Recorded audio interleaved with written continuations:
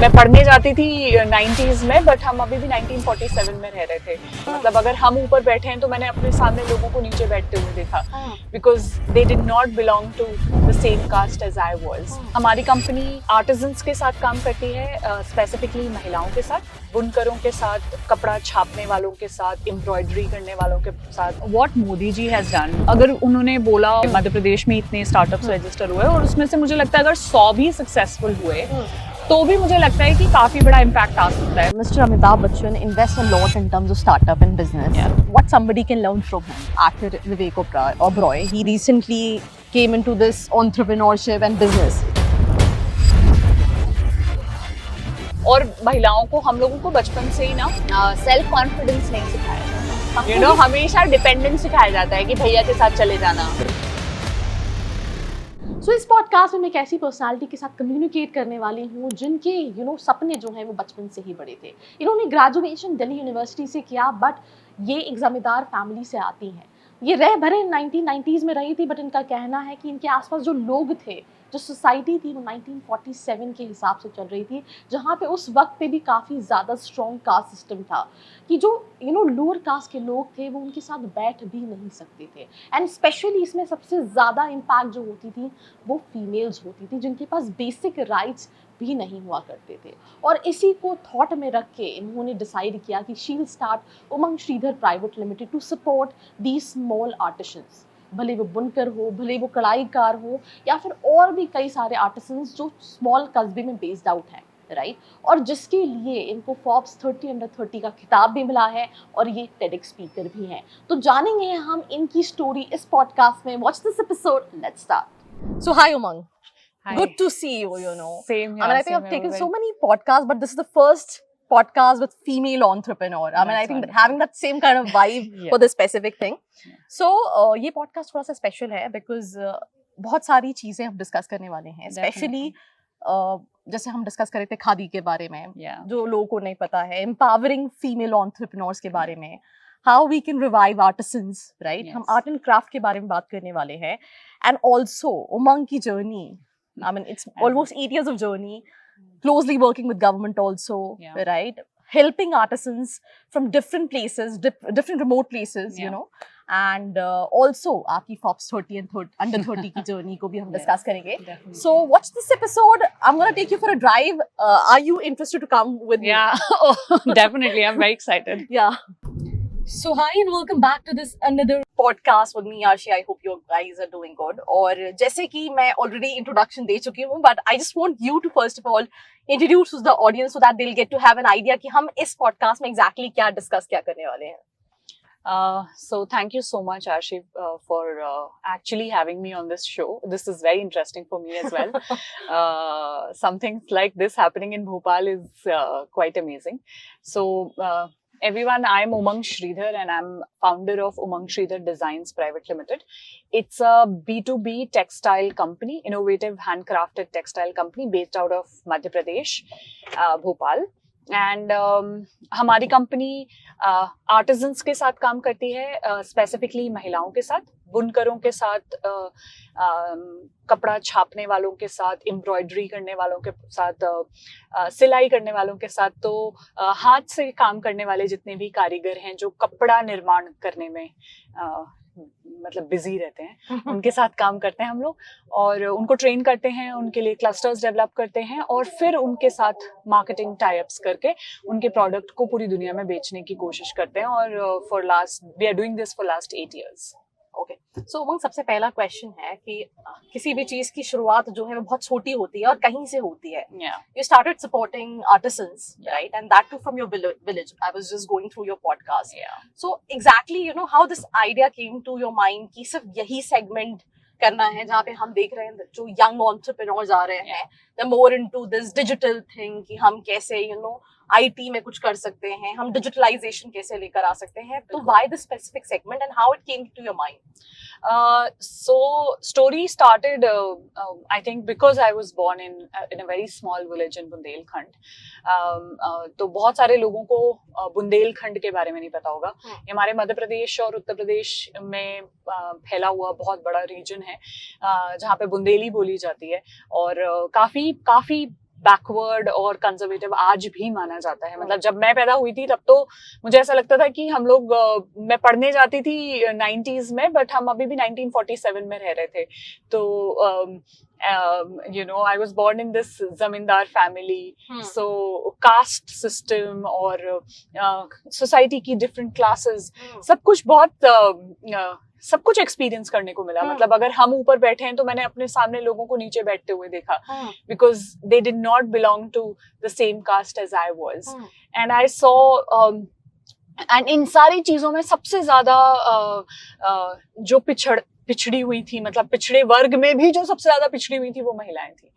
तो मुझे ऐसा लगा कि बचपन से ही, क्योंकि मुझे वो एक्सपोजर मिला, मतलब इवन तो मेरी फैमिली भी थोड़ी सी रिजर्व और कंजर्वेटिव है, but my father specially, I think both my parents, mother and father, they were very progressive and they believed कि पढ़ाई करना बहुत जरूरी है, अच्छी एजुकेशन बहुत जरूरी है. And my mom was in politics, so I saw women in power and how she could bring change in people's life. And so जब मुझे मौका मिला, मैंने अच्छे स्कूल में पढ़ाई करी भोपाल में. उसके बाद जब मैं दिल्ली यूनिवर्सिटी में मेरा एडमिशन हुआ तो पहले दिन से ये क्लियर था कि वापस वहीं गांव आना है, कि उनके लिए कुछ करना है. क्योंकि हमें बचपन से ये सीख दी गई थी कि बेटा ये तुम्हारे लोग हैं, इनके लिए काम करना है. So not everybody is born with privileges. Right, and I was much aware of my privileges. मुझे पता था कि मेरे सर से छत और मेरी सामने प्लेट पे से खाना कोई नहीं छीन सकता भगवान के अलावा. So and that's a very big privilege, because I saw people actually struggling for that shade over their head and the food on the plate. तो मुझे ऐसा लगा कि ये जो मुझे करना है, ये मेरे प्रिविलेज तो भगवान ने मुझे दे दिया कि मुझे एक ऐसी फैमिली में पैदा किया जहाँ ये सारी चीजें मेरे पास बहुत इजीली अवेलेबल हैं. बट क्या मैं ये प्रिविलेजेस को यूज करके पास ऑन कर सकती हूँ और इस नेशन बिल्डिंग में कुछ हेल्प कर सकती हूँ? अपने लिए तो सभी लोग जीते हैं, क्या मैं दूसरों के लिए जी सकती हूँ? So I think it was much of upbringing. Parents ने वो कीड़ा बचपन से डाला कि दूसरों के लिए जीना है, अपने लिए तो जानवर भी जीते हैं. सो वो अपब्रिंगिंग थी और एक्सपोजर इतना अच्छा मिला. दिल्ली यूनिवर्सिटी में पढ़ाई करने का मौका मिला, डिफरेंट एनजीओज में काम करने का मौका मिला, तो पता चला कि सोसाइटी को सर्व कैसे किया जाता है, क्या एवेन्यूज हैं. और वहां पे वुमेन एम्पावरमेंट के बारे में जब बात होना चालू हुई, क्योंकि ये तो क्लियर था कि महिलाओं के लिए काम करना है, वो भी रूरल इंडिया में, क्योंकि मैंने उनकी एक्चुअल सिचुएशन देखी थी. एक क्वेश्चन है, जब मैंने अपनी एंटरप्रेन्योरशिप जर्नी चालू की थी, तो मेरे फादर की डेथ हुई थी एंड ही ओज a small business. So though my family was also very progressive, right, in terms of education and everything, but still after his death मेरा भाई जो है वो छोटा था, तो दे थॉट ऑफ कि अगर वो मुझे बिजनेस करने भेजेंगे मेरे फादर की जगह, तो people will laugh at on them कि मतलब इतने बुरे दिन आ गए हैं कि लड़की को भेज रहे हैं. And that's when I started my own company कि नहीं, मुझे खुद का कुछ करना है. बिल्कुल. तो though your parents were progressive, in terms of education and everything, but still, if you're coming from a conservative family, आपने जैसे बताया, या मतलब जब आपने जमींदार वर्ड बोला and ये कास्ट सिस्टम बोला, तो मुझे मूवी याद आ गई, because that's how we are able to relate to all these kind of things. So was it difficult for you as well when it comes to, Absolutely. I mean, it's not easy for any women in this country in any class. And let me be very, very clear. Lower class, upper class, middle class, wherever. Women still has very long way to go. Okay. And वही होता है कि थोड़ा सा God's plan. And मैं God believer हूँ. मैं मानती हूँ भगवान में, और ऐसी कोई शक्ति है जो who's written this plan. And I'm just I mean, Hindu scriptures में बोलते हैं निमित्त मात्र, that I am just the source of this whole big plan that he wants to do, and मेरे लिए support करने वाले कहीं ना कहीं से आ ही जाते हैं. So a woman has to fight her own fight. Nobody can win fight your battle. आपको अपनी लड़ाइयाँ खुद लड़नी पड़ेगी. मैं इस चीज पे मैं भी agree करूंगी. मतलब मेरी almost initial जो 9 साल की entrepreneurship journey थी, it was very difficult, right? There were n number of questions coming in that. Because it was like initial years में startup में आपको कभी 15 घंटे भी काम होती है, और कई बार खुद से भी लड़ाई होती है यार. जब दोस्त जॉब कर रहे होते हैं, वीकेंड पे छुट्टी मना रहे होते हैं, वो वेकेशंस पे जा रहे होते हैं, तो उस टाइम पे खुद को लगता है यार हम भी तो ये कर सकते थे ना. मतलब why did we choose the tough path? तो for me it was like कि जब I used to go to home रात में 10 बजे 11 बजे, there was always this question, and I think मुझे लगता है इंडिया में सबसे easy लड़कियों को अगर क्वेश्चन करना है तो it's very easy to characterize कि ठीक है, you know, if you're not coming on time, if you're not following these things, so that means, you know, you're doing something wrong. Yeah. So it was a difficult task, but मुझे जब मैंने सोचा ना कि मुझे quit करना है, मुझसे नहीं हो पाएगा, I mean, everybody is like, nobody's supporting, and Yeah. there's so many questions. So I think उस point of time पे there was just hope of God कि कुछ ऐसा हो जाता था, whether it's a small Absolutely. appraisal, whether it's a small, Yes. you know, somebody will come and shake you yes, up. कि wow, you're Yeah, doing absolutely good. amazing. तो आपको लगता था कि यार नहीं यार, you're doing something Something right. right. So you have to, Yeah. you know, keep on walking. You Yes. cannot stop here. Yes, absolutely. And I think same has happened with me. Whenever I wanted to give up, and the next day, the very next day, there will be an award. There will be some kind of sort of recognition. So you were asking me about Forbes Under 30, and I will of course tell you about the whole story. But absolutely this happened, and like, you know, a day before I was questioning myself that why am I doing this and what is this, and I could have chosen the different path, and I could have, you know, I was in Delhi University, I'm a gold medalist, I would have also been in corporate like my friends and earning good packets, and, you know, had freedom of finances and this and that. And then suddenly the next day I wake up with the news that I'm on the list. So, and then God gave me the reason that no, you are not. You're made for this. Yeah, not made for that corporate job Yes. and comfortable life. You are made for bigger things in life, and this is what it is. And so I think it's all God's plan, and I believe in His plan, and I think it has happened time and again. So अब तो मतलब इतना strong belief system हो गया है कि अब नहीं लगता, मतलब अब तो बहुत आगे आ चुके हैं कि अब पीछे मुड़ के देखना तो कभी कभी हंसी भी आती है अपने आप पर. But it's all fun. I think it's not easy, it's not comfortable, and it's only when you are uncomfortable you actually make it big. Otherwise it's comfortable में तो फिर कुछ मजा ही नहीं है ना. Otherwise फिर story कहाँ से आएगी? अच्छा उमंग ये बताओ, you know, Delhi University, I think every single student जो अपना undergraduate plan कर रहा होता है wants to get into the university. So how's Delhi University? How's life there? It's absolutely amazing.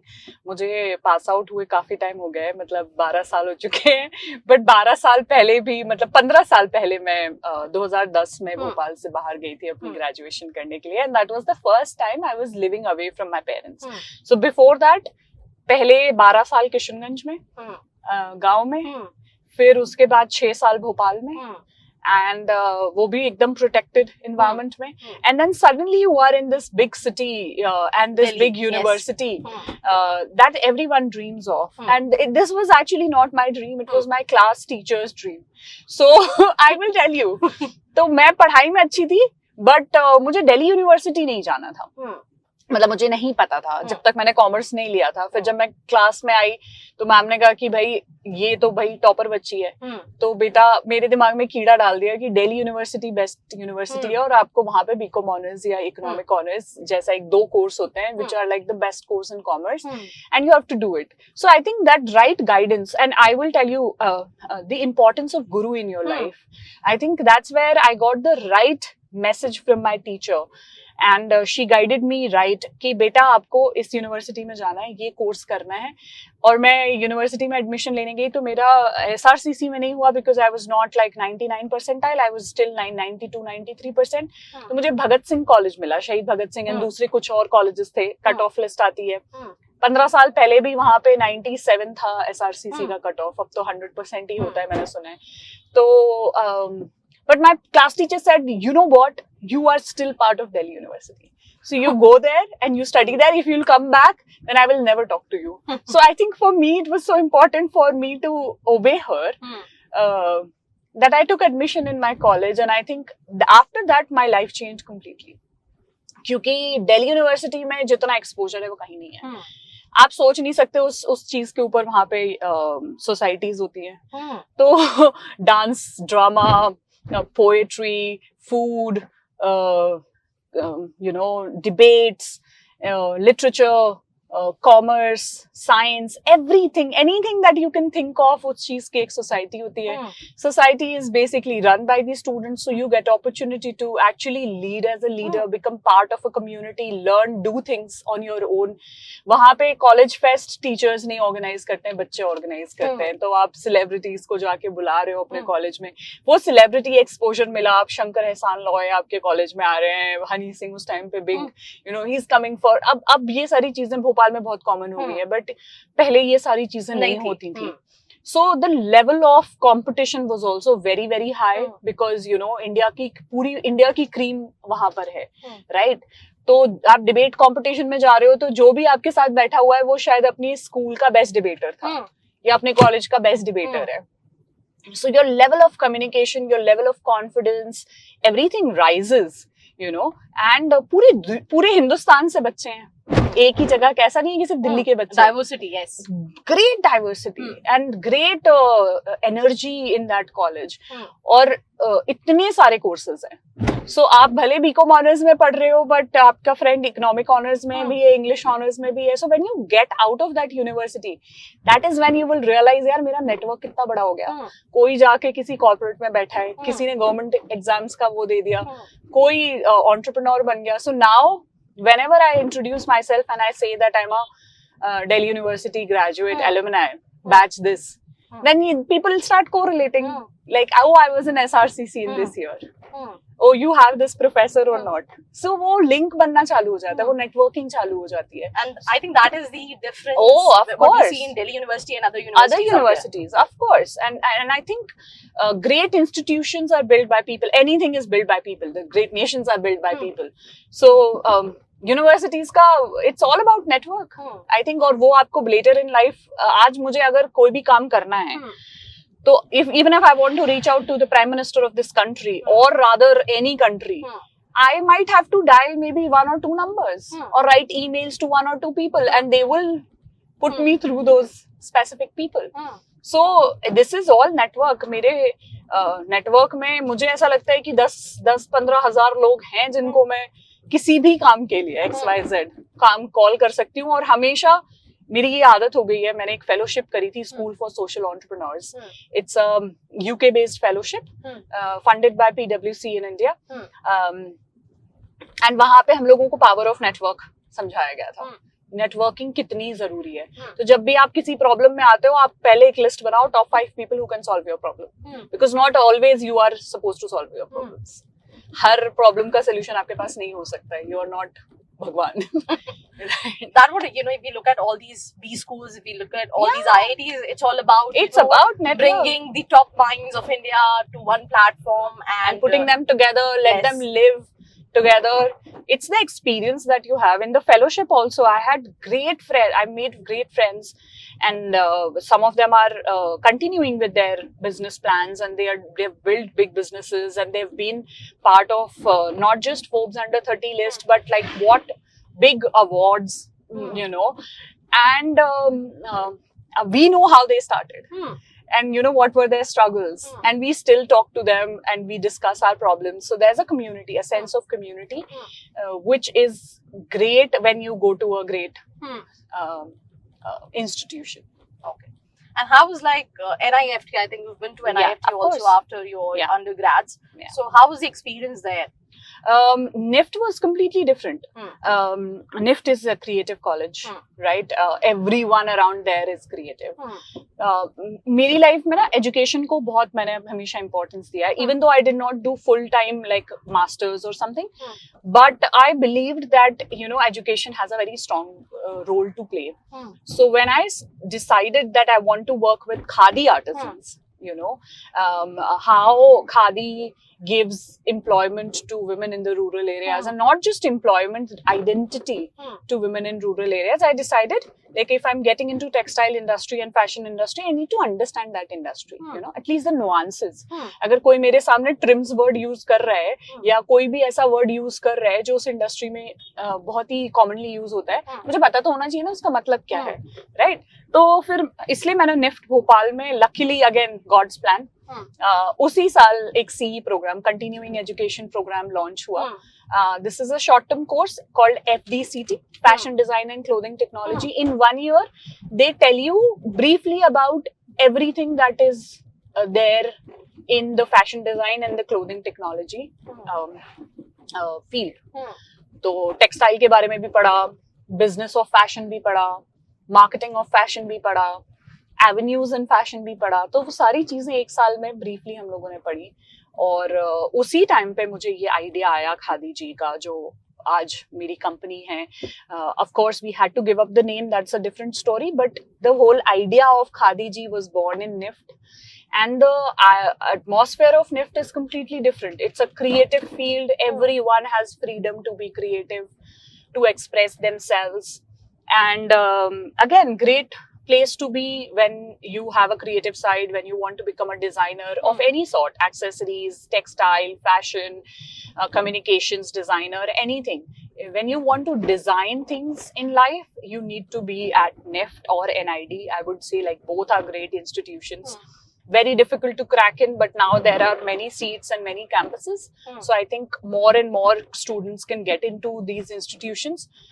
But a great place to be for all those who want to make career in anything related to design, not just fashion. So that's what NIFT is, not just about fashion. And among all the NIFTs, you know, I mean, just like engineering, we have the Yeah. IIT Bombay. For Yeah. undergrads, we have Delhi NIFT University. Delhi. NIFT Delhi. NIFT Delhi. Okay. NIFT Delhi and NIFT Mumbai both are great. Now I think even Bangalore and Hyderabad have become very, very good. It's I mean, by good, I say like, you know, the years of experience the institution has, you know. So it's again, because of the alumni network. Now, Calcutta has Sabitsachi as one of the alumni.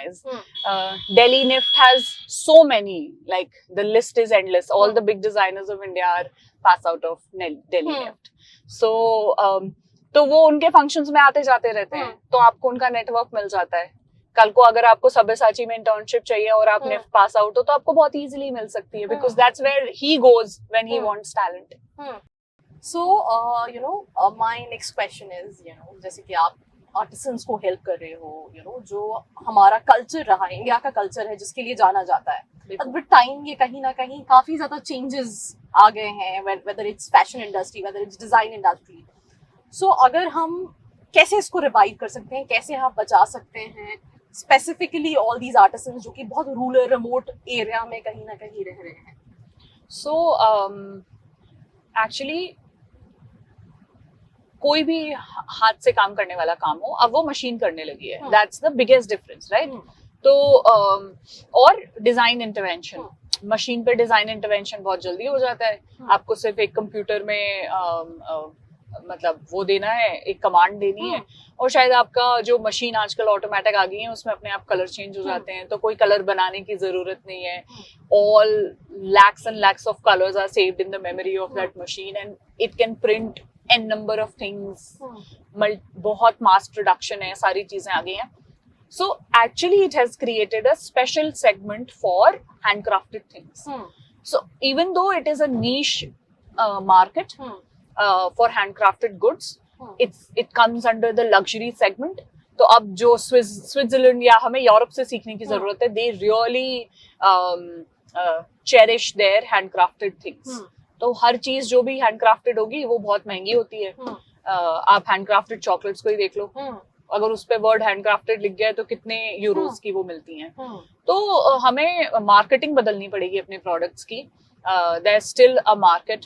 Of course the quality has to get better. There has to have design intervention required. तो वही सारा काम हमारी company कर रही है. हम लोग न्यू डिजाइन्स डेवलप करते हैं, कुछ मशीन्स में भी अपग्रेडेशन कर रहे हैं आजकल की लाइफस्टाइल को देखते हुए. जो नई जनरेशन आ रही है वो आज 8-10 घंटे बैठ के वो हैंडलूम पे काम नहीं करना चाहती है, क्योंकि इतनी मेहनत का काम कोई भी नहीं कर रहा है. खेती भी अब बहुत ज्यादा मैकेनाइज्ड हो चुकी है. तो हम कहीं ना कहीं मशीन्स को लेकर आ रहे हैं, ऐसे टूल्स को लेकर आ रहे हैं, solar run, green energy run, कि जिससे कि उनके काम को ऑथेंटिसिटी उनके काम की मेंटेन रहे और उनको सहूलियत हो काम करने में और मजा भी आए. तो ये सारी चीजें हम लोग ऑलरेडी इंटरवेंशंस ये सारे कर रहे हैं. और not just me and many companies like me and designers, you see Sabyasachi, you know, all the things that he does are handcrafted. So that is what the matlab अभी दुनिया ने Indian handcrafted industry को देखा ही नहीं है। अभी हम सिर्फ स्टार्ट करना चालू किए हैं, and there is a huge market and huge potential. It's just I think we need more and more entrepreneurs and designers who come in this industry and actually bring that design element, artisans से वो सामान बनवाएं और फिर उसको आगे जाके बेचें। एंड मार्केट बहुत बड़ा है, एंड हर सेगमेंट में प्रोडक्ट को डेवलप किया जा सकता है। जरूरी नहीं है कि सिर्फ लग्जरी सेगमेंट में ही प्रोडक्ट को डेवलप करने की जरूरत है, आप उसको मीडियम सेगमेंट में भी कर सकते हैं। मैं डेफिनेटली ये नहीं कहती कि आप उसका मास प्रोडक्शन कर सकते हैं, मास प्रोडक्शन नहीं पॉसिबल है, बट स्टिल एक अफोर्डेबल लग्जरी रेंज हम इंडियन हैंडलूम्स एंड हैंडीक्राफ्ट्स में तैयार कर सकते हैं। और मेरे जैसे कुछ एंटरप्रेन्योर्स हैं जो कर रहे हैं, but we need many because we have more than 200 million artisans in this country. Like it's a huge country, right? So हमारे पास करीबन 20 करोड़ क्राफ्टमैन है इस कंट्री में, and that's the beauty part of it, right? हमारे पास इतने सारे हाथ हैं जो सामान बनाना जानते हैं। अब हमें अगर 20 करोड़ लोगों को जॉब देना है तो कम से कम 1 करोड़ एंटरप्रेन्योर्स तो होने चाहिए। जो क्राफ्ट तो इतना बड़ा मार्केट सेगमेंट है, कितना बड़ा मार्केट? आप ये समझो कि अगर मैंने एग्जैक्टली लास्ट चेक नहीं किया, बट अराउंड 40 बिलियन का ट्रेड मतलब क्राफ्ट इंडस्ट्री में हो रहा है। So that's a big number and there are not many companies. आपको अगर मैं बोलूं कि आप कितनी हैंडलूम या हैंडीक्राफ्ट ब्रांड्स को जानते हो, top of the mind is Fabindia, क्योंकि हम सब ने बड़े होते हुए उसको देखा है। उसके अलावा जो नई कंपनीज आई हैं, रिलायंस ने भी अपनी ब्रांड लॉन्च करी है, वो सब अभी भोपाल में नहीं आई हैं, वो बैंगलोर और बॉम्बे में। Mrignayani is a government brand, Madhya Pradesh सरकार का ब्रांड है मृगनयनी। तो that's also into this that's basically a department which promotes handloom artisans and handicraft artisans of our state, and उनका ब्रांड बना दिया मृगनयनी। तो वो भी है सभी जगह, उनके 52 स्टोर्स हैं। I was a consultant with the state government and I have worked with them very closely, but having said that there is like बहुत बड़ा पोटेंशियल, बहुत बड़ा मार्केट है, बहुत सारे एंटरप्रेन्योर्स की जरूरत है। आर्टिजन्स हमारे पास हैं, बट उनको स्किल करने की जरूरत है, अपस्किल करने की जरूरत है। क्लस्टर्स को बहुत ही कंप्लीट करने की जरूरत है, क्योंकि क्लस्टर्स जो है, जैसे क्लस्टर का मतलब हुआ कि एक गांव मिलके एक कंप्लीट प्रोडक्ट नहीं बना रहा है। कोई कुछ करता है, फिर कोई कुछ करता है, कोई कुछ करता है। उस चक्कर में क्या होता है कि वो प्रोडक्ट की प्राइस बहुत बढ़ जाती है, और 10 बार हाथ लगने से क्या होता है कि क्वालिटी खराब हो जाती है, फिर वहां पे बहुत सारे डिलेज होते हैं प्रोडक्शन में। आज के टाइम में किसी के पास इतना टाइम नहीं है, तो हम एक जगह पे कंसोलिडेट करके एक क्लस्टर बना रहे हैं जहां पे सारी सुविधाएं हो, आर्टिजन आए, काम करे, प्रोडक्ट बनाए अच्छी क्वालिटी का, और फिर हमारी जैसी कंपनीज उनको दुनिया में बेच रही हैं। And it's happening, and like I am saying कि बहुत बड़ा मार्केट है। और मुझे ऐसा लगता है कि अभी हमने इंडियन हैंडीक्राफ्ट का 10% भी नहीं देखा है। अगर लाइक जैसे मैं अपनी बात करूँ, I mean, I have zero knowledge when it comes to art craft, weaving and all that, and I think बहुत सारे लोग ऑडियंस होंगी जिनको बिल्कुल नॉलेज नहीं है, तो how they can understand it? I think सबसे पहले तो 2 चीजों के अंदर डिफरेंस जानना बहुत जरूरी है, जो मैं आपको पहले भी बता रही थी, खादी और हैंडलूम। यस, ठीक है। तो सबसे पहले तो खादी वर्ड को मैं आपको एक्सप्लेन करूंगी। पहले मैं अपना बता देती हूँ। Throughout my life, prior to having a conversation with you, मुझे बस यही लगा कि khadi it's a kind of a cloth, right? और वो स्लब कॉटन जो है, वो मोटा मोटा, एंड जो दादाजी ने कुर्ते पहनते हुए देखे, गांधी, या फिर पॉलिटिशियंस को कई बार हमने उनकी जैकेट्स देखी है। हाँ, तो that what I used to think, अच्छा that's what khadi is. So that's not, I think हम सबका मिसकंसेप्शन है, और ये बहुत ही सैड है कि कंट्री लाइक इंडिया, जहाँ पे khadi has been the biggest tool for our independence. हमने सबने बचपन में अपनी हिस्ट्री बुक्स में खादी वर्ड पढ़ा है, पर हम में से किसी को भी ये नहीं बताया गया कि khadi is a process of making fabric. So anything, कोई भी कपड़ा अगर हाथ से कता और बुना है तो वो खादी है, जिसका मतलब है, आपने गांधी जी को वो चरखा चलाते हुए देखा होगा, उस चरखे पे उसका धागा बना है, रुई से उसमें धागा निकाला और उसके बाद उसे हैंडलूम पर वीव किया, तो वो खादी है। जैसे मैं आज जो कपड़ा पहनी हुई हूँ, उसको एकदम से देख के कोई बोलेगा कि ये तो बाग प्रिंट का कुर्ता है, बट इसका जो कपड़ा है, जो नीचे बेस फैब्रिक है, उसके ऊपर प्रिंट, बाग प्रिंट जरूर हुई है, बट ये कपड़ा खादी है। तो जो कपड़ा है ये हाथ से कता व बुना है। सो ये एक डिफरेंस है कि जो हाथ से कटा बुना है वो खादी है, और जो सिर्फ बुना है मतलब उसका धागा जो है वो मिल में बना है, बट उसकी बुनाई जो है वो हैंडलूम पे हुई है, वो हैंडलूम है. So there is a difference between khadi and handloom also. तो जो आपकी महेश्वरी और चंदेरी की साड़ियां मिलती हैं वो हैंडलूम है, वो खादी नहीं है. Okay, so that's the difference, क्योंकि उसका जो धागा है वो धागा कहीं मशीन पे बना हुआ है, किसी फैक्ट्री में बना हुआ है, पर वो जो साड़ी है वो किसी चंदेरी में किसी बुनकर के घर में बनी हुई है. उस धागे को इस्तेमाल, that's a raw material for them. तो ये एक मेजर डिफरेंस है जो मैं आई थिंक आपके इस पॉडकास्ट के द्वारा लोगों को बताना चाहूंगी कि खादी और हैंडलूम अलग अलग चीजें हैं, और खादी एक प्रोसेस है, ना कि टाइप ऑफ कपड़ा है. अच्छा, मेरा एक और क्वेश्चन है. आई मीन जैसे कि you are also empowering women. I mean we see like still there stigma, we have very few female entrepreneurs coming in. So जैसे if I talk about myself, मेरी कंपनी में we have almost 90% of the staff are female, right? Same way you're also supporting, empowering female entrepreneurs, right? So how through this podcast we can empower more females, जो कि because digital era का एक तो benefit है कि we can reach, हम कहीं भी पहुंच सकते हैं, घर पे बैठ के काम भी कर सकते हैं. मतलब जरूरी नहीं है कि मुझे ऑफिस जाना ही है. तो हम कैसे empower कर सकते हैं? We can bring more female entrepreneurs into business and I think it starts from home. मैं बहुत ज्यादा और महिलाओं को, हम लोगों को बचपन से ही ना सेल्फ कॉन्फिडेंस नहीं सिखाया जाता. हमेशा डिपेंडेंस सिखाया जाता है कि भैया के साथ चले जाना, भले छोटा भाई जाए, मतलब, and we have all faced it. I mean we have to be very clear about it. Our mothers felt safe कि छोटा भाई भी जा रहा है, बट कम से कम भाई, some men is accompanying her when she is going to any part of this country. Okay, घर से दुकान पे ही जा रही है तो भाई को ले जा. So I think वो सेल्फ कॉन्फिडेंस वाली चीज हमें नहीं सिखाई गई.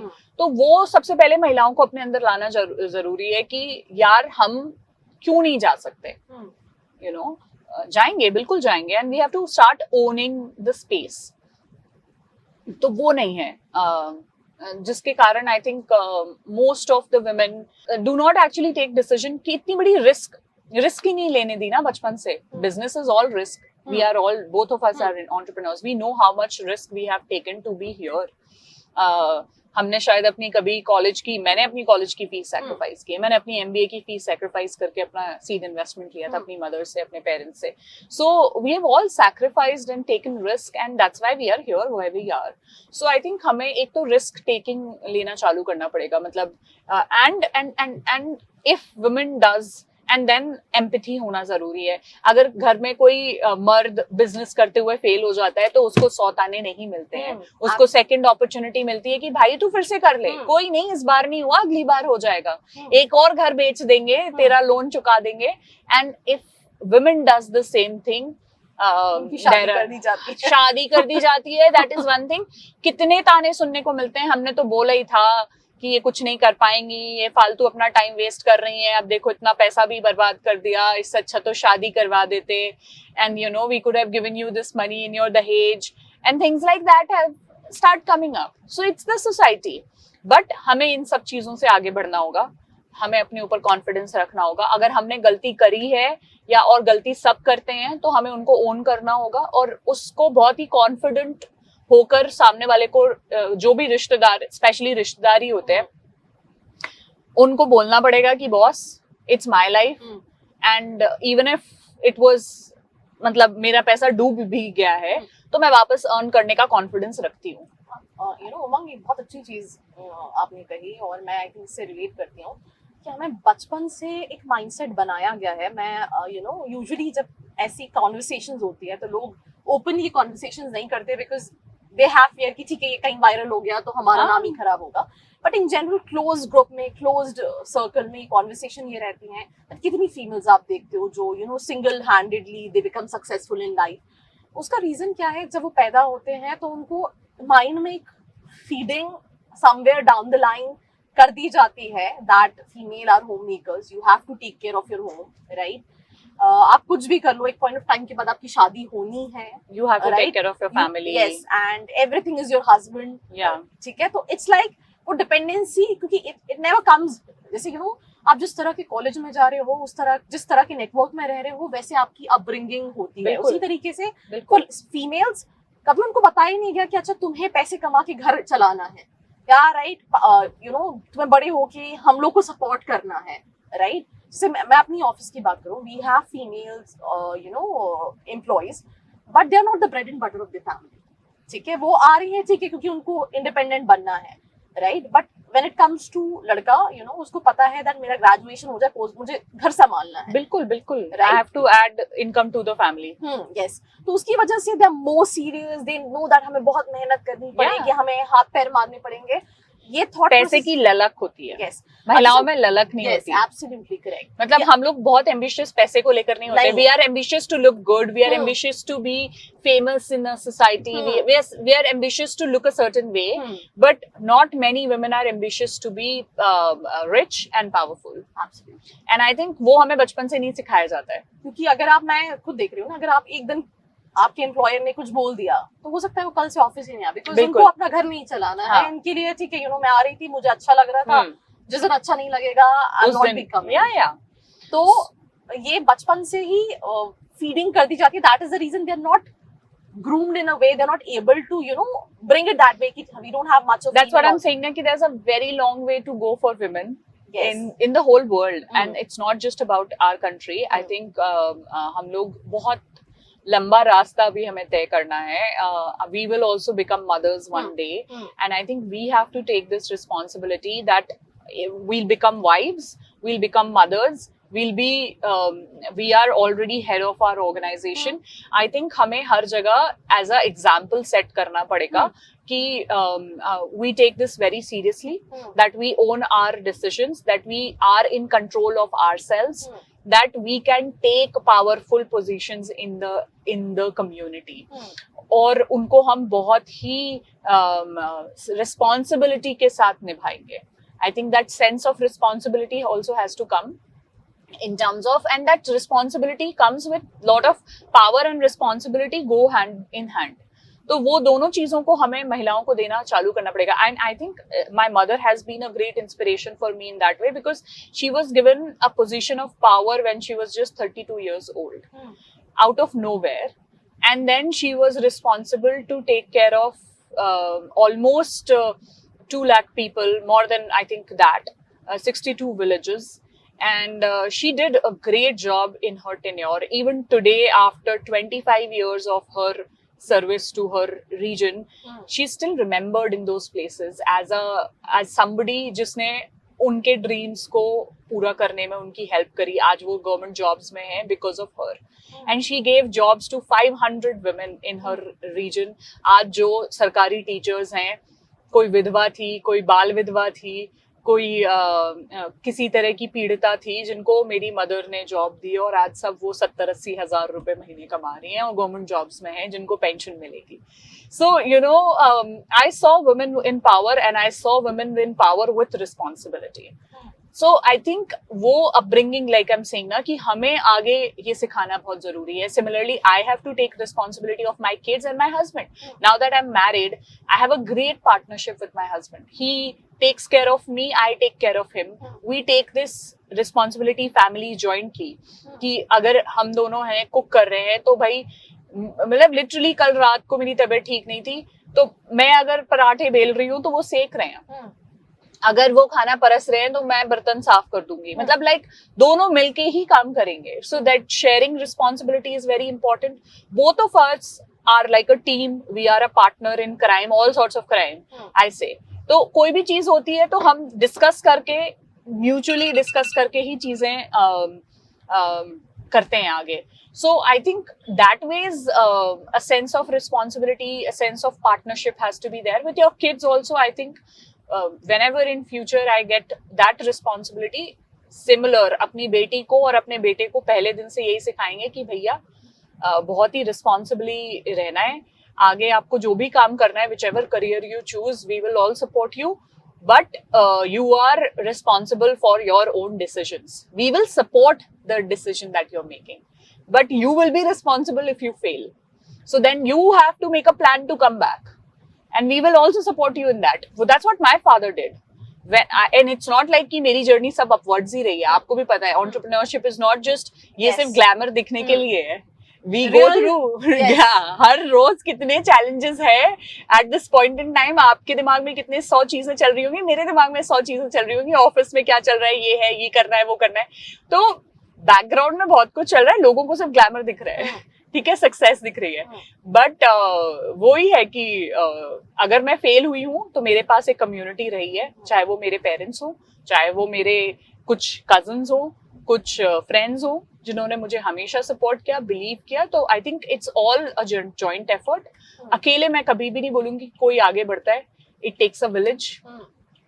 And I have that village, and so I'm very lucky about that. You started your entrepreneurship journey with just 30,000, if I'm not wrong. Yeah. Currently, what is the turnover of your company? Currently we are dealing at around 2.5 crore. So how does it feel?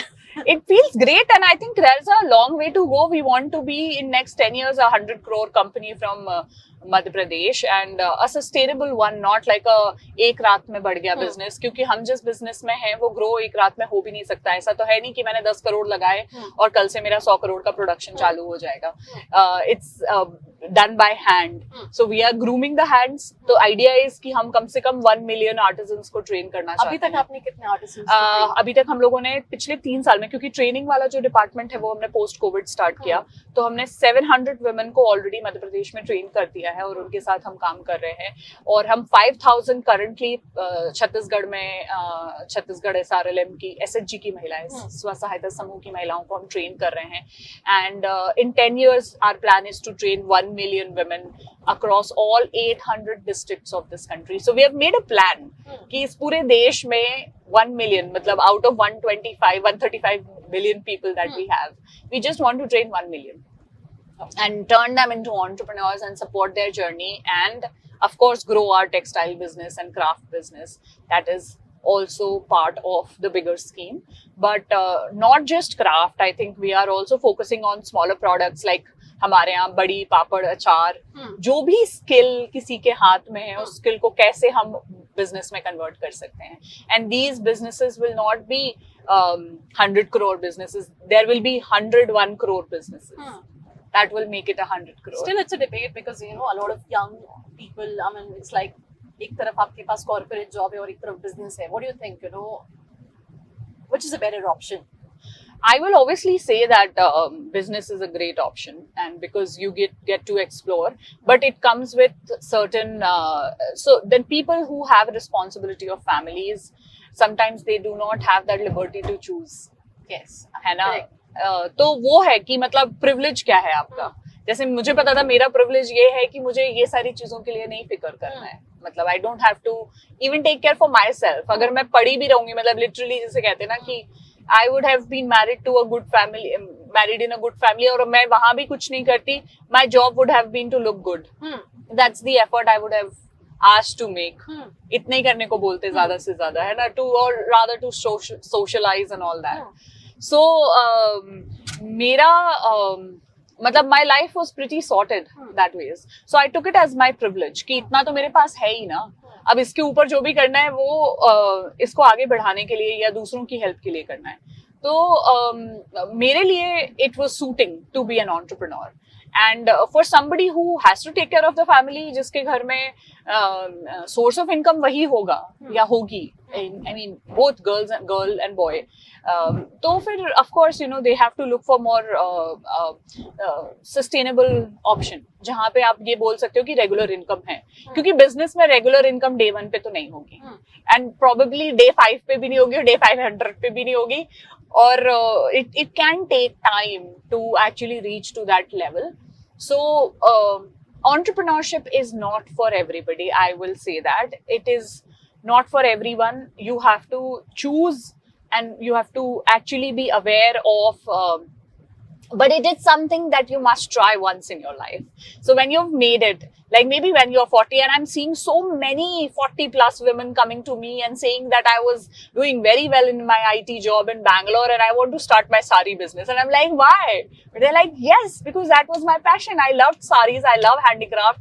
I want to sell saris. I want to support the artisans of this country. So we are also helping those women who are very, very successful. शायद जिनका 2-2.5 लाख रुपए महीने का package है, 5 लाख रुपए का महीने का पैकेज है, कोई वाइस प्रेसिडेंट बना बैठा है. And a very successful story is Shobhitam, a woman from Bangalore. She was working with Microsoft in US, left her job and started a sari business. Now she's running her 50 crore business in just 5 years.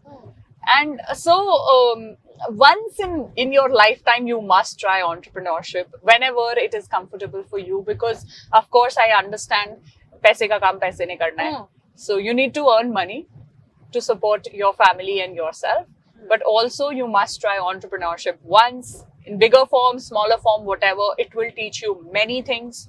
It will make you a more determined, more passionate person, and it will help you value a lot of things in life. And I think especially people, because sometimes, you know, when you become big, तो हमें लगता है कि हमारे कारण ही हम बड़े हो गए. जैसे कई लोग हमारे घरों में भी हमने देखे होंगे जिनके पैकेजेस 1 करोड़ के हैं, 2 करोड़ के हैं. उनको लगता है हमने ही सब कुछ किया. मैंने पढ़ाई की, मैं अच्छे कॉलेज में एडमिशन कर लिया, तो मेरा अच्छा पैकेज लगा, और मैं जिस कंपनी में जा रहा हूँ वहां मैं परफॉर्म कर रहा हूँ, तो मुझे ये पैकेज मिल रहा है या बोनस मिल रहा है. So you know that's so much मैं into, you know, corporate job. But when you become an entrepreneur, the feeling of hum comes in. Because it's not one person. It's always team. It's always team. So there are so many lessons that you learn when you become an entrepreneur. So I think I always say that that everyone must try entrepreneurship once in their lifetime. It's a great sport, you know, and a great journey whenever it is comfortable for you. I think Forbes 30 under 30 also comes to you, and you was already, I mean, आपने glimpse दिया भी कि how it happens, कि आप question कर रहे थे, and second day, you know, it happened. So how was that journey, you know? And how life changed after that? Yeah, absolutely. So I'll tell you, I was not. So when I got on your own?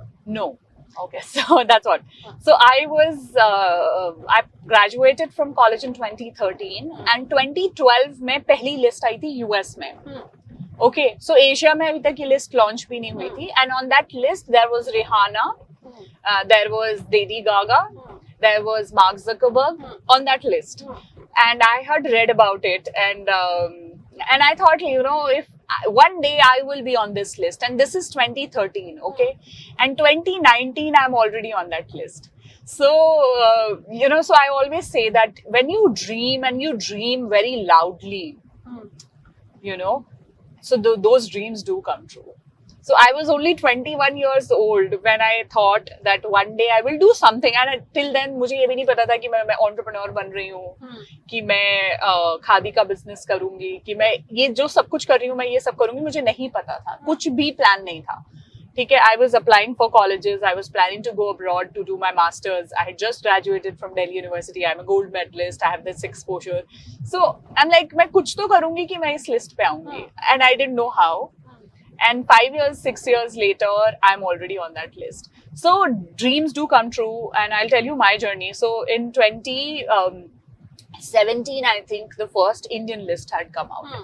तो कुछ मेरे जान पहचान के लोग, तब तक मैंने अपनी कंपनी लॉन्च कर दी थी, so I was aware of social entrepreneurship and things like that. So some of my known people, I would not call them friends, but like people I knew, got on the list. So तब भी मैंने conversation start नहीं किया, क्योंकि मुझे ये लगा कि अभी it's too early for me, like I've just started. And then in 2019 I was coming back from Hyderabad from a trip, and this was in the plane, like मैंने अपना email खोला, और वहाँ पे जो chief editor थी India Forbes की, she had asked me that whether you are below 30 years, I want to nominate you. So please clarify your date of birth. So I have a few questions for you, Umang, and this section is called Celebrity Segment, right? Okay. I think we know actor Vivek Oberoi. He recently came into this entrepreneurship and business, right? What's your take on actors turning into entrepreneurs or businessmen? I think, like I said, I think everyone should actually try entrepreneurship once in their life. And of course, they have opportunity. They have built a brand name for themselves. They have all the money, all the access. Why not? We need so many entrepreneurs in this country because we have so many people. And this country will only grow when there are more and more entrepreneurs. So why not celebrities? Mr. Amitabh Bachchan invests a lot in terms of startup and business. Yeah. What somebody can learn from him? I think consistency and his understanding of money. He also had that whole U-curve, journey where there was a time when he was completely bankrupt and he had to do Kaun Banega Crorepati to survive when his company's ABCL was completely bankrupt. So we all have to learn that, money is something which is always flowing. So you have to be, even if you are Amitabh Bachchan, you can fall flat on your face. So you learn from your mistakes. You have to be wise enough and you have to invest by a lot of research. So I'm sure, वो उसी industry से थे. फिर भी वो इस industry में grow नहीं कर पाए और आज वो शायद किसी ऐसी इंडस्ट्रीज में इन्वेस्ट कर रहे हैं, हॉस्पिटैलिटी में या टेक्नोलॉजी में, जहाँ वो शायद रिसर्च करके या उनके जो फाइनेंशियल एडवाइजर्स हैं उनको बता रहे होंगे and make right decisions. So I feel like he's more aware of things now and he is not making जिन्हें बोलते हैं ना कि हवा में decision नहीं ले रहे हैं, बहुत सोच समझ के decision ले रहे हैं, and that's why he's and everyone else, I think all these new girls also, Shraddha Kapoor invested in and became co-founder in organization. Yeah. So I think the amount of money that they make, of course it has to be invested in the growth of this country and with the kind of brand name that they have.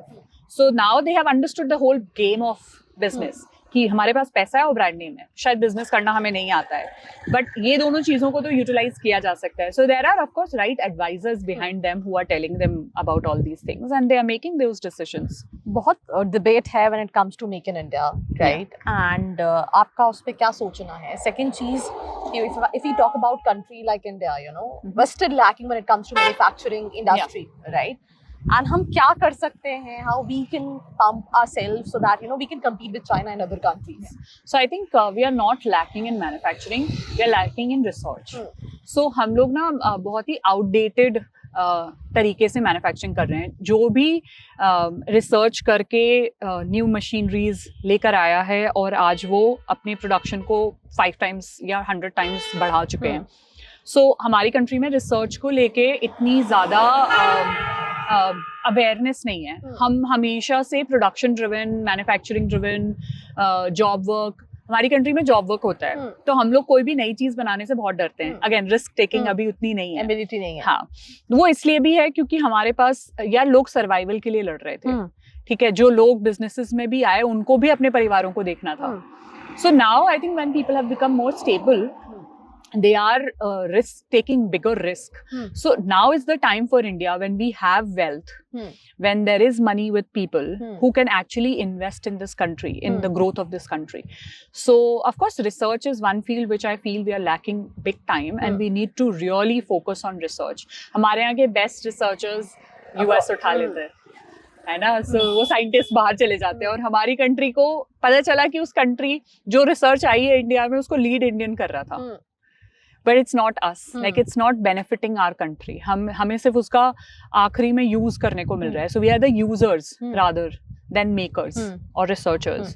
So हमें वो I think mindset को shift करना पड़ेगा, where we can actually, अभी सब लोग हमें as a दुनिया का सबसे बड़ा मार्केट देख रहे हैं.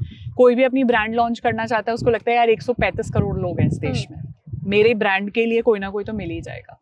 So हमको रिसर्च की तरफ जाना पड़ेगा. जो स्कीम है मोदी जी की, make in India, I mean you are there on the ground working with people for the people. Have you seen any significant change when it comes to the scheme make in India? So I'll tell you what Modi ji has done. Again, he has built a brand for himself. So when he says something, it reaches to masses. There are blind followers you have to understand. सो अगर वो कहीं भी अगर उन्होंने बोला और उससे 100 करोड़ लोगों ने भी इम्पैक्ट होके कोई चीज स्टार्ट करी और उसमें से लेट्स से 10,000 बच्चों ने अपने बिजनेसेस स्टार्ट करे, मध्य प्रदेश में इतने स्टार्टअप्स रजिस्टर हुए और उसमें से मुझे लगता है अगर 100 भी सक्सेसफुल हुए तो भी मुझे लगता है कि काफी बड़ा इम्पैक्ट आ सकता है. तो his work is to inspire people and make policies which are friendly for starting up, right? Which he is doing. I mean, I will not say it's. I mean, he has a vision for this country. He wants to do a lot of things, but there are again many barriers. It's a diverse nation. It cannot happen overnight. तो मुझे ऐसा लगता है कि there's a very long way to go, but at least we are on the right path. And we need better policies definitely, and हमारी policies को better होने की बहुत ज़रूरत है. और जो red tapeism है, कोई भी काम होने में जो time लगता है उसको कम करने की बहुत ज़्यादा ज़रूरत है. So I think जो youngsters हैं उनको जो भी चाहिए जल्दी चाहिए, और गवर्नमेंट के साथ अगर कोई भी काम हो रहा है तो बहुत टाइम टेकन. सो वो पेशेंस या तो हमें पेशेंस सिखा जाता है या फिर हम गिव अप कर देते हैं, दोनों चीजें होती है. अच्छा, एक और चीज़ है, if we talk about vocal for local, right? So हम देखते हैं being the citizens of the country कि हम लोकल आर्टिस्ट, लोकल वेंडर्स को सपोर्ट करते हैं. जब फेस्टिवल्स आते हैं जैसे दिवाली आई या ईद आई तो हम उस टाइम पे सोच रहे होते हैं कि हमें ठीक है लोकल वेंडर्स को सपोर्ट करना चाहिए, या हम करते हैं, बट उसके बाद वो उतना देखने को नहीं मिलता है. I know. Right? We run behind all these brands. like you're talking. events. Yes. A lot of things in this country have become events. अब आप देखो कुंभ का अगर मैं एग्जांपल लूं, so more than मतलब उसकी जो स्पिरिचुअल Faith है, बिलीफ था या जो भी था, उससे ज्यादा वो एक इवेंट बन गया. मतलब लोग मर के भी वहां जाने के लिए वो हो रहे हैं और वहां पे लोगों ने कुछ भी बेचना चालू किया. So it's a once in a life time kind of. But what about the sustainability aspect of anything what we are doing, चाहे वो वोकल फॉर लोकल हो, चाहे वो मेक इन इंडिया हो. शायद हम अभी सस्टेनेबिलिटी पॉइंट ऑफ व्यू से उसको नहीं सोच रहे हैं, और it's more like an event. Hashtags on social media, you know. So one time just to probably please somebody you are doing this. उससे उनका मोटिव तो क्लियर हो रहा है, बट मुझे लगता है कि कंट्री को इतना ज्यादा बेनिफिट नहीं मिल पा रहा है. So we need more stronger policies with the vision and more stronger implementation plan. It's all about execution. Yeah. और हमारी कंट्री में एग्जीक्यूशन के नाम पे तो we all know what's happening. क्योंकि मुझे ऐसा लगता है, क्योंकि मैंने गवर्नमेंट के साथ काम किया है, इतने सालों से कर रही हूँ, जो लोग ग्राउंड पे हैं जिनको एक्चुअली चीजें इम्प्लीमेंट करनी है ना, उनका विजन, उनका एक्सपोजर मैच ही नहीं करता जिन लोगों ने वो पॉलिसीज को बनाया है और जो वो विजन रखते हैं. सो हमें कहीं इन लोगों को, जो ग्राउंड पे लोग हैं ना, उनको इंस्पायर करने की जरूरत है, उनको मोटिवेट करने की जरूरत है, so that they can also execute with the same mindset.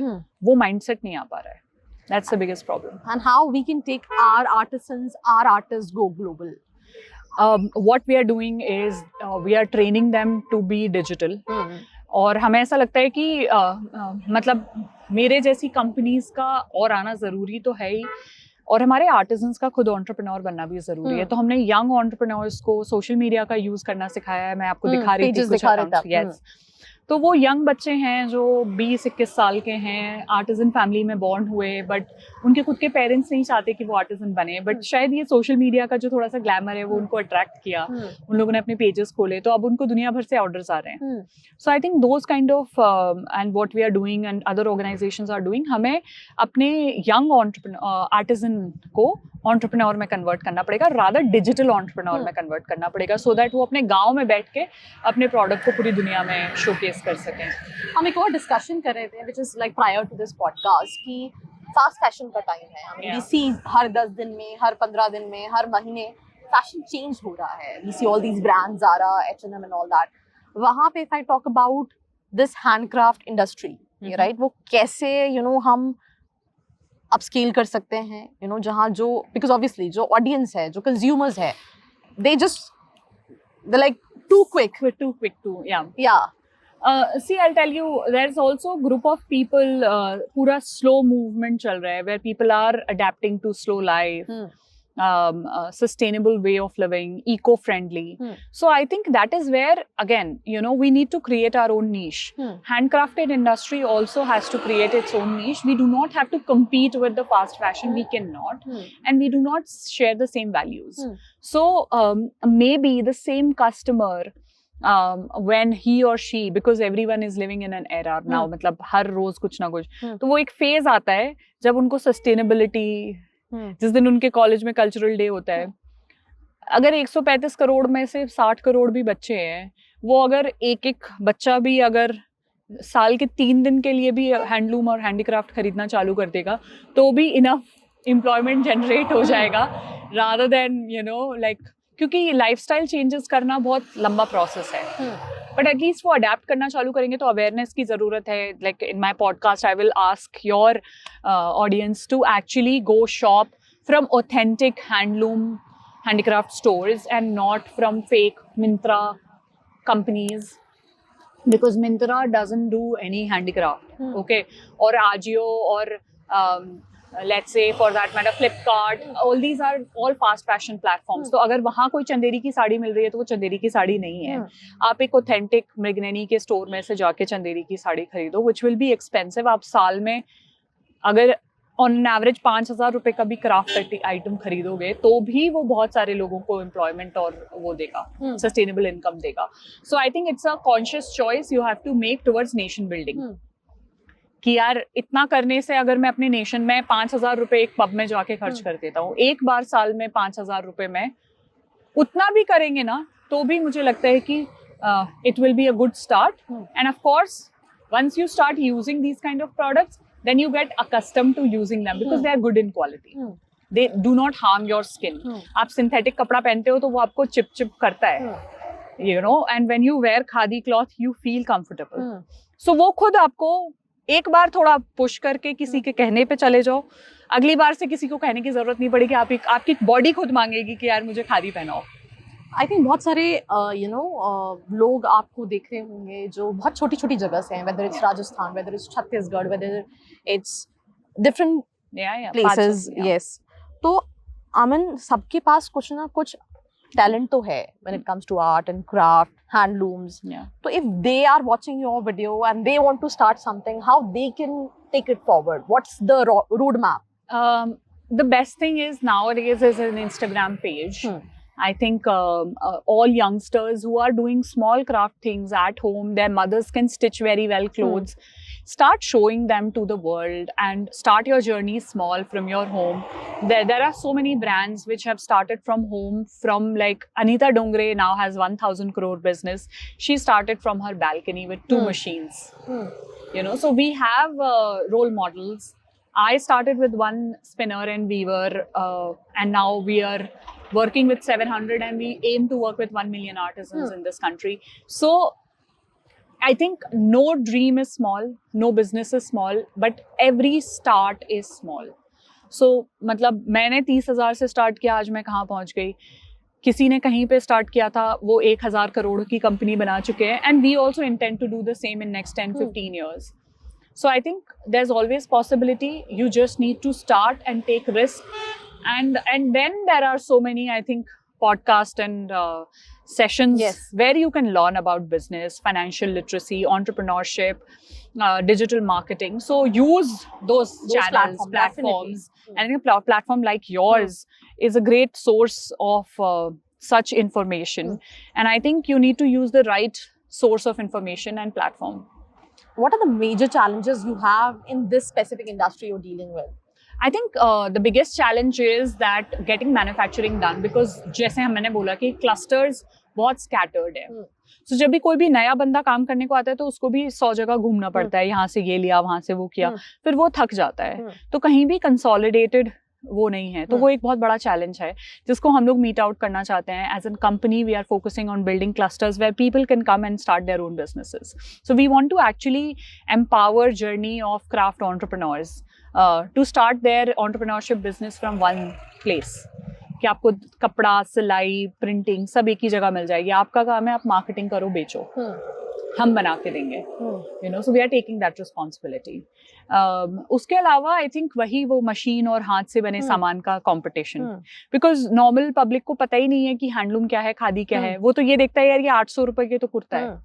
Why you are selling it for 1600 when I can get the same product at Westside for 800 rupees? Yes, absolutely. Yeah. So I think वो demarcation अपने design में वो रखना, अपनी storytelling में वो रखना, and to make your customer aware of your product. और उसमें बहुत ज़्यादा important होता है कि आप customer segment को सही choose करें. हो सकता है कि आप गलत customer को ही product pitch कर रहे हो. तो वो सारी चीज़ें हैं जो समझनी पड़ेंगी और उसके हिसाब से फिर act करना पड़ेगा. You know, इस पे बहुत debate है when it comes to building brand, right? Because it's all about brand, right? So what do you think? What brand is all about? Second thing, you know, how people, how businesses, how entrepreneurs can reach their right audience. Yeah. So I think building brand takes time. Let me tell you very clearly. I think nowadays it might be overnight success, but वो उतनी जल्दी लोग भूल भी जाते हैं. So brand building takes time. You and I both have spent 8 years, 9 years in this journey. And now we can say we are, let's say, 20% of a brand that we want to be. Abhi bhi, that's a very long way for both of us also to go, right? So it takes time. So patience बहुत ज़्यादा ज़रूरी है, consistency बहुत ज़रूरी है. If you are a influencer and podcaster, आपको रोज content बनाना है. If I am an entrepreneur and I'm selling textiles, I have to every day call people and tell them about my product. So वो consistency बहुत ज़रूरी है. ठीक है, story telling जितनी ज्यादा ऑथेंटिक रखोगे उतना अच्छा रहेगा. मतलब you know drama sells but not as much. जितना ज्यादा ऑथेंटिसिटी सेल करती है. I think as a podcaster आपको भी पता होगा कि हम आई थिंक इस बारे में बात भी करते हैं, स्क्रिप्ट लिख के आप इमोशंस नहीं लेकर आ सकते हो. तो ऑथेंटिक रहो, कंटिन्यूस मतलब परसिस्टेंट रहो और क्रिएटिव रहो, because brand is all about creativity. and take and make a roadmap. Like there should be a plan कि step 1 ये है, step 2 ये है, कुछ दिन में मैं यहाँ तक पहुँच जाऊँगा. Like आप अगर Instagram followers या किसी की भी बात कर रहे हो तो भाई 10,000 कब करने हैं, कब तक करने हैं, तो उसके लिए क्या एफर्ट करने पड़ेंगे, क्या इन्वेस्टमेंट करना पड़ेगा, वो सारी चीजें क्लियर होनी चाहिए. So brand building is a process and it's gonna take time. And you need to understand that process from experts, but also you have to keep doing. If you, it's not a one day thing. It's not a one day thing. And if it is a one day thing, then people will also forget in few days. So I wasn't sure whether I will get on the Forbes because I thought it's too early for me. And अभी मैंने किया ही क्या है, and I only have like 35 lakh का turnover. So I don't think I deserve this at this moment.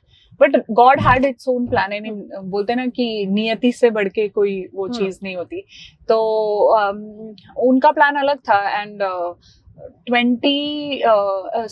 31st of March, I decided that I'm gonna do this only for next 6 months. And और फिर उस रात को मैंने कुछ investors को working capital loan के लिए ईमेल वगैरह किया. And then I slept like around 3:30 thinking कि बस अब ये this is like the last time that I am trying to do this, and if it will not work then I will see look for something else.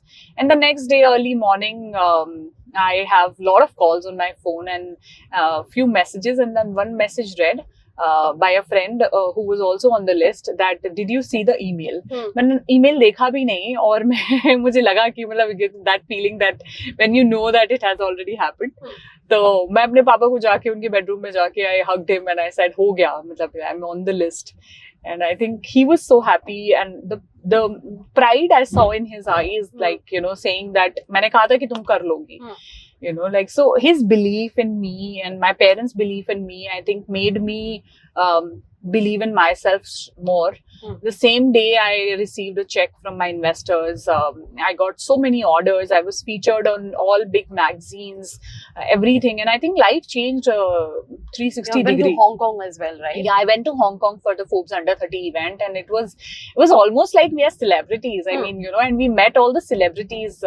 We were felt, हम लोगों को exclusive parties jahan bhi cruise party. Then, we are at this K11 Atelier, that was the newest, tallest building in Hong Kong. And it was just amazing. I met the founder of OnePlus. And it was just amazing to be with those people in that room, get inspired from their journey. And these are people from 53 countries all over the world, and almost 1/4 of the world, right? We have 180, around 200 countries in this world, and 53 of them. And we are just 300 out of those, so many billion of people in this world.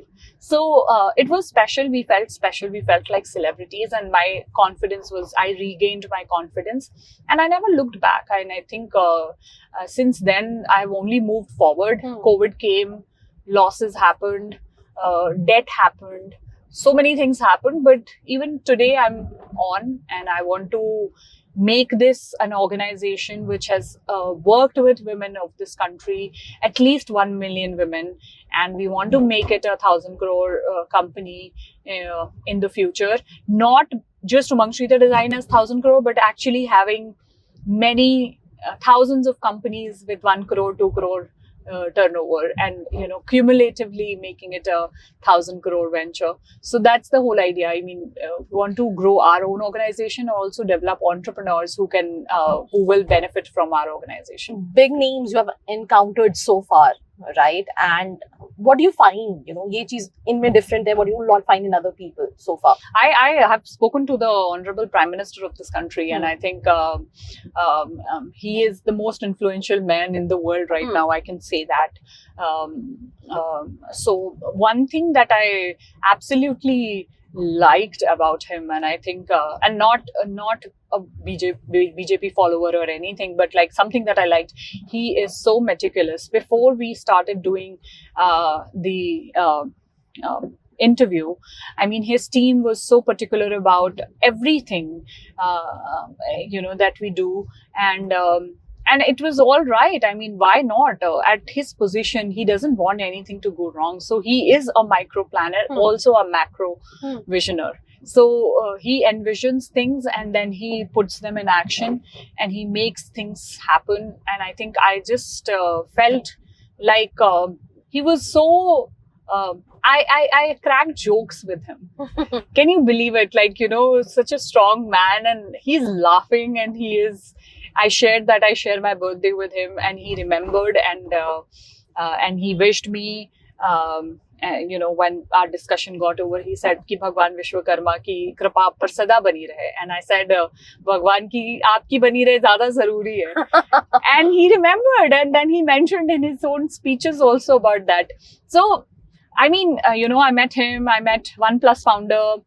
At Forbes event, I met so many of them. I met AirAsia founder. I met OnePlus founder. I met Zilingo's founder, and all of them. I think one thing that they were very meticulous, and they value people. I mean, when they are in a conversation with you, they will genuinely listen to you. I have spent a good time with Digvijay Singh ji also. He's from Congress. I've met Shivraj Singh Chauhan ji.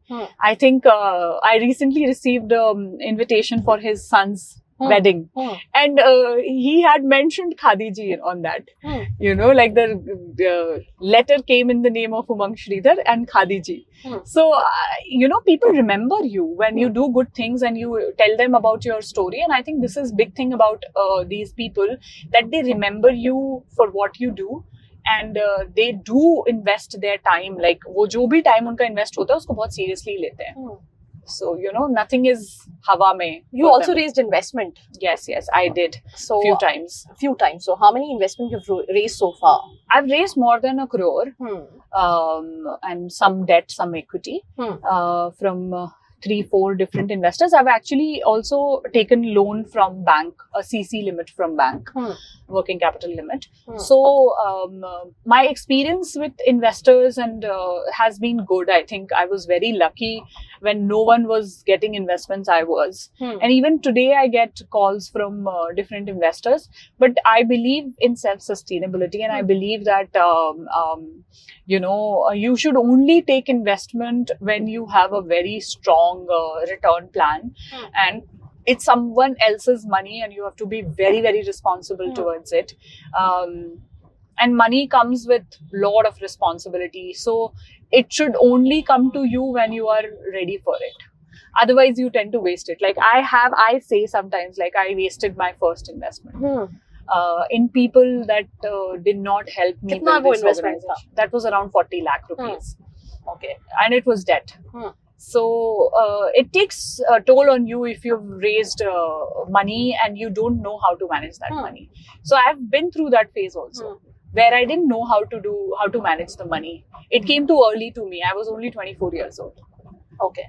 Yeah. And also, you know, I mean, though you have raised money, but when we talk about this handloom industry, textile industry, I mean, is it difficult to raise investments also? Absolutely, because these are not ये scalable नहीं है businesses, बहुत जल्दी scalable नहीं है, बहुत competition है और production को लेके बहुत सारे challenges हैं. So when you are planning to do business in craft, you need to start with your own money or friends, family and fools.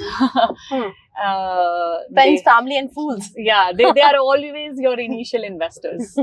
Yeah, and then you have to first focus on building your production. क्योंकि मतलब craft में अगर आपको काम करना है तो आपका प्रोडक्शन सॉर्टेड होना चाहिए. उसके अलावा फिर मार्केटिंग और सारी चीजें तो हो जाती हैं, बट जब तक प्रोडक्शन सॉर्टेड नहीं है तब तक आप क्राफ्ट में काम नहीं कर सकते. So do you watch Shark Tank India as well? I have of course few seasons, like first 2 seasons I think I followed. उसके बाद काफी repetitive मुझे लगने लगा था, तो फिर मैंने बहुत ज्यादा नहीं देखा. But of course, you know, a lot of my friends have been on the platform. Have you applied for Shark Tank? I have never. Like I said, I stopped raising funds long back only.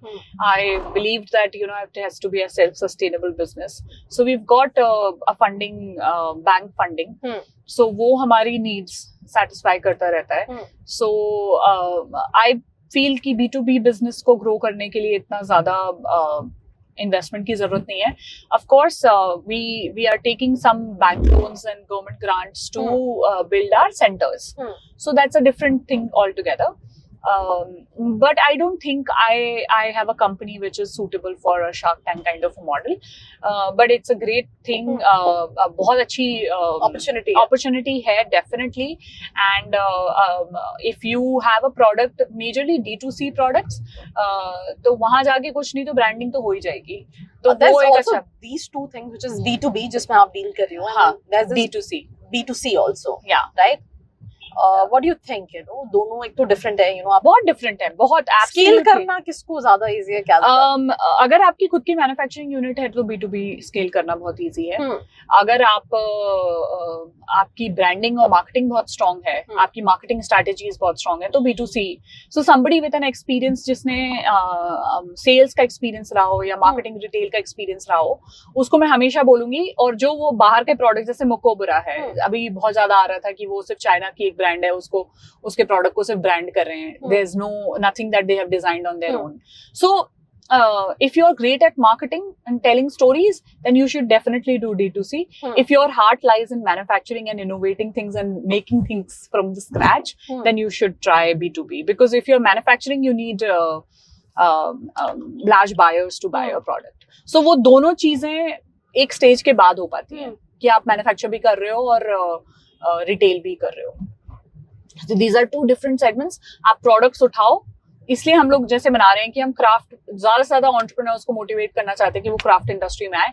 हम उनके लिए manufacture करेंगे, उनका काम होगा बेचना. अपना tag लगाओ, बेचो. एक और क्वेश्चन है मेरा. आई थिंक ये क्वेश्चंस हमने शुरू में डिस्कस किए थे ऑन फीमेल्स. आई मीन आपने अपनी लाइफ का एक बहुत काफी साल यू नो छोटी सी जगह पे स्पेंड किया है जहाँ पे लाइफ बहुत अलग है. देन आप भोपाल में रहे, देन आप दिल्ली में रहे, राइट?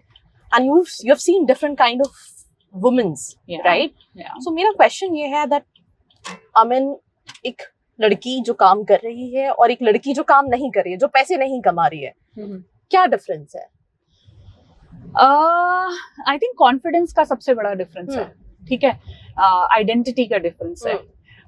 जो लड़की पैसे कमाती है वो हमेशा अपना नाम पहले बोलती है, या एंड जो पैसे नहीं कमाती है वो मिसेस या मिस अपना सरनेम पहले बोलती है, यू नो. सो मैं उसकी वाइफ हूँ, मैं उसकी बेटी हूँ, मैं उसकी माँ हूँ, you know. And the women who earn money, they tell their name. Like I tell my name as Umang sometimes, like just Umang, because people know me for who I am and I make my own money. So confidence की identity का एक सबसे बड़ा difference रहता है. And उसके अलावा दोनों जगह में चेंजेस क्या देखे आपने, जहाँ जो आपका विलेज था और जो भोपाल, मतलब हमारे विलेज में भी महिलाएं पैसे कमा रही थी, ठीक है.